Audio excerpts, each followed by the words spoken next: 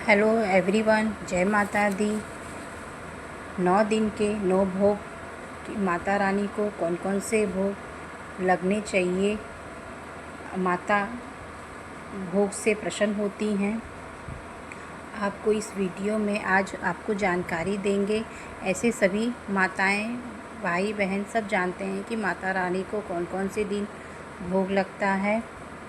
और हमारी माता रानी देखिए, और माता रानी के पहले दिन हमें माता शैलपुत्री रोग से मुक्त के लिए गाय से घी से बनी चीज़ों का भोग लगाएं। नहीं आप बना सकते हो तो आप एक कटोरी में घी रख के माता रानी के सामने उनको चढ़ा दें। दूसरे दिन ओम माना समुच्चारणी माता का दिन होता है। उस दिन लंबी उम्र के लिए माँ को मिश्री और चीनी और पंचामृत के भोग लगाना अवश्य है। इससे माता प्रसन्न होती हैं। माता चंद्रघंटा दुख से मुक्ति के लिए माँ को दूध से बनी चीज़ों का भोग लगाना होता है। माँ इससे बहुत ज़्यादा प्रसन्न होती है और भक्तों को दुख संकट से दूर करती है। देखिए, आपको मैं इस वीडियो में सही तरीके से आपको मैं बताऊंगी। आप लोग भी ऐसे ही इस तरह से माता रानी को भोग लगाएंगे तो माता रानी उसी से चीज़ों से प्रसन्न होती हैं, छोटी छोटी भाव से प्रसन्न होती हैं। माता कृष्ण मांडा तेज से बुद्धि के निर्णय लेने के लिए, क्षमता को बढ़ाने के लिए माँ को मालपुए का भोग लगता है। माता को मालपुए का भी भोग लगता है दोस्तों चौथे दिन, जिससे मनुष्य की तेज बुद्धि के लिए, निर्णय लेने के लिए, कोई भी क्षमता हमारे शरीर में नहीं बढ़ पाती है जिससे हम किसी चीज़ का निर्णय नहीं ले सकते हैं। आप माता रानी के सामने मालपुए का भोग बना के भोग लगाएं तो माता इससे बहुत खुश होती हैं।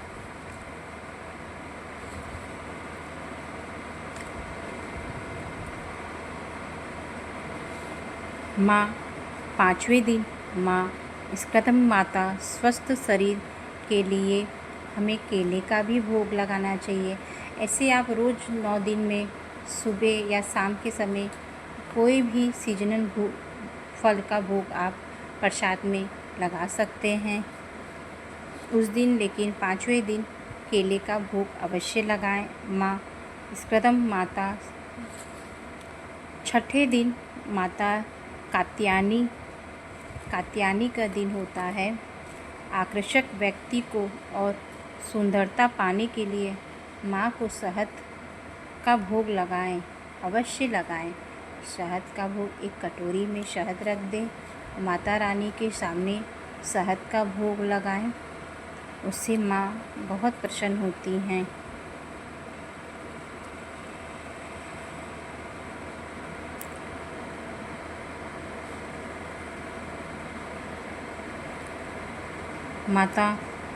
माता रानी सबके दुख को, संकट को दूर करती है। नवरात्र का दिन बहुत पावन होता है। ऐसे हर त्यौहार बहुत अच्छे होते हैं, लेकिन माँ नवरात्रि का दिन बहुत पवित्र माना जाता है। 7वां दिन माता कालरात्रि शोक एवं संकट से बचाने के लिए माँ को गुड़ का भोग अवश्य लगाएं।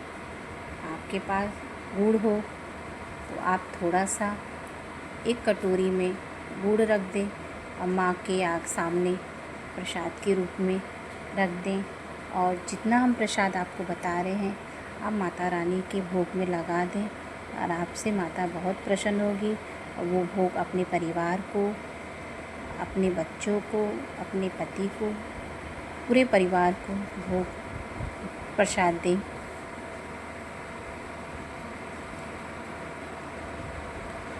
8वें दिन माता महागौरी संतान से संबंधित समस्याओं के लिए समाधान के लिए माँ को नारियल का भोग जरूर लगाना चाहिए। 8वें दिन अष्टमी का दिन होता है और माता रानी को नारियल चुनरी का भोग चुनरी चढ़ानी चाहिए। माता रानी को श्रृंगार का सामान चढ़ाना चाहिए। और नारियल को जो हम अष्टमी के दिन नारियल जो रखते हैं उसको हम 9वीं के दिन ही हटाएंगे। वो ऐसे ही माँ गौरी के सामने वो प्रसाद के रूप में रखा जाएगा। और जब वो 9वें दिन जब हवन हो जाएगी तो वो जो नारियल है हम उसको फोड़ के अपने घर के उसमें सब सदस्यों को बांट देंगे। और ये भी बता रहे हैं जो कलश पे जो नारियल की स्थापना की जाती है उसको बहते हुए पानी में प्रज्वलित कर देंगे, बहवा देंगे। 9वें दिन माता सिद्धिदात्री सुख समृद्धि के लिए माँ को हलवा, चना, खीर, पूरी का भोग अवश्य लगाएं। माँ को हलवा, पूरी, खीर का भोग अवश्य लगाना चाहिए। और उस दिन हवन माँ गौरी की, माता रानी की विदाई की जाती है। और जो 9 दिन का व्रत करते हैं वो 10वें दिन पारण करते हैं।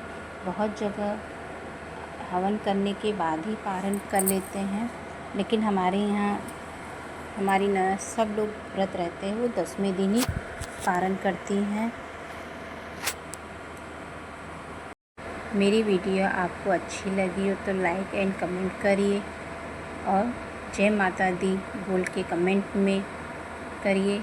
इस बार माता रानी का दिन बहुत अच्छा शुभ माना है और माता रानी हाथी पे बैठ के इस बार 2025 के दिन आई हैं।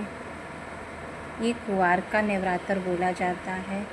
इसमें माता रानी के दिन बहुत अच्छे से माँ हाथी पे बैठ के आई हैं और सुख समृद्धि प्रदान सब परिवार को और सदस्यों को संकट से, बीमारी से, दुख सुख से सब आपको वर्जित करें।